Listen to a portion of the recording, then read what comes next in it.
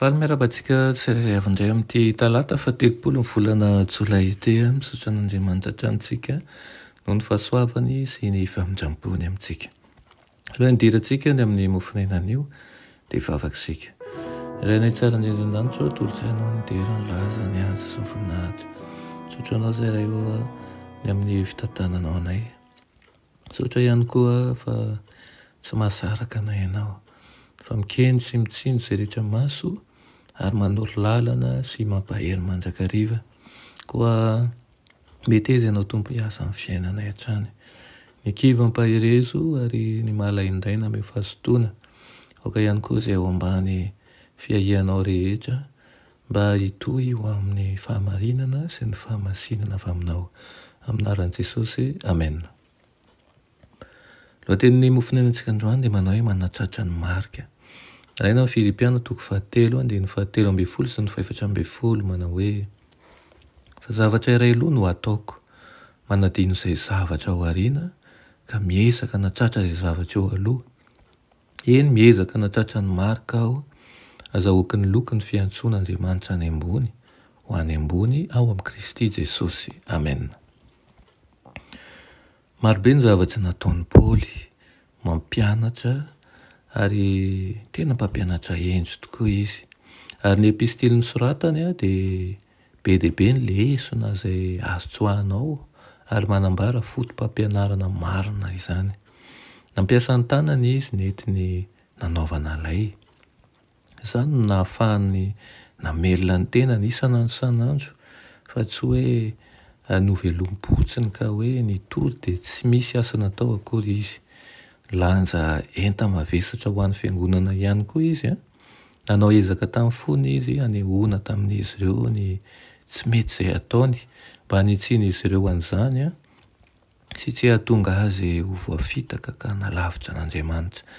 Nitady izay fomba hanampiana azy ireo tokoa i Paoly teo amin'ny fahasairanany ihany koa. Kanefa izao no nambarany momba an'izany. Hoy izy hoe zavatra iray loha no ataoko. Nahatonga azy ampifantoka mandrakariva ny masony teo amin'i Jesosy ilay tompo sy mpanefa ny finoany, ny fahatsapana mandrakariva ny fanatrehan'Andriamanitra. Tokony hanentana ny mpanompon'Andriamanitra hanolo tena tanteraka amin'ny asany koa ny tanjona voalohany izay manosika ny Paoly androso ka hiatrika ny loza sy ny tebotebo nahazo azy. Iseho eo anatrehany hampiala ny sainy izay tsy hibanjina ny mpamonjy, ny tany sy ny zavatra mahatsiriritra eo aminy ihany koa, kanefa aoka hiezaka natratra ny marika izay efa nokenjeny ho tratrariny izy. Hanehoany amin'izao tontolo izao sy amin'ny olona ary amin'ny anjely fa ny fahasambarana hita ny tavan'Andriamanitra dia mendrika hanaovana ny fandavan-tena rehetra ilaina ho fahatanteran'izany fanantenana izany. Azon'izay ambany indrindra ampianatry Kristy atao ny ho tonga pon'ny lanitra, mpandovan'Andriamanitra milova tsy mety loha sy maharitra. Raha mba misafidy ny fanomezana fanendanitra mantsy ny olon-drehetra ka ho tonga mpandovan'Andriamanitra milova izay azo antoka tsy ho azon'ny mpanimba dia ny tontolo tsy misy fahataperana. Aza misafidy an'izao tontolo izao, fidio ny lova tsara kokoa noho izao tontolo izao. Tsy ho ela dia hanatrika ny fanandratan'ny mpanjakantsika isika, ireo izay nanana fiainana voafina tao amin'ny Kristy, ireo izay niady tsara ny finoana teto amin'ity tany ity, dia hiara-mamiratra amin'ny voninahitry ny mpanavitra any amin'ny fanjakan'Andriamanitra.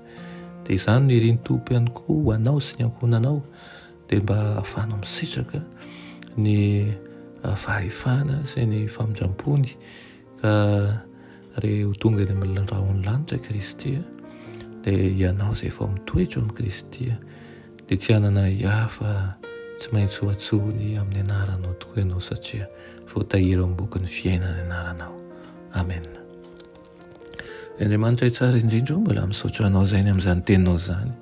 Misaotra Tompo izay manome fanantenana ary ihany koa izay mampitsoro anay hatrany ny amin'ny lalana izay tokony alehanay ho ianao manao hoe tany mafy izay nananao mba tsy haka ny satsim-poninahitra. Dia izany indrindra no angatahanay ihany koa mba hiasany fanainao masina eo aminay tsirairay avy eto, ka arisitra amin'ny farany anay izay tahaka ny Paoly, tahaka ny Petera, tahaka n'ireo mpanomponao mahatoky rehetra, tsy timombana sy tsy tanteraka izahay, kanefa aoka ny izay eo ambany fiahinao sy fitantananao hatrany. Amin'ny anaran'i Jesosy, amen.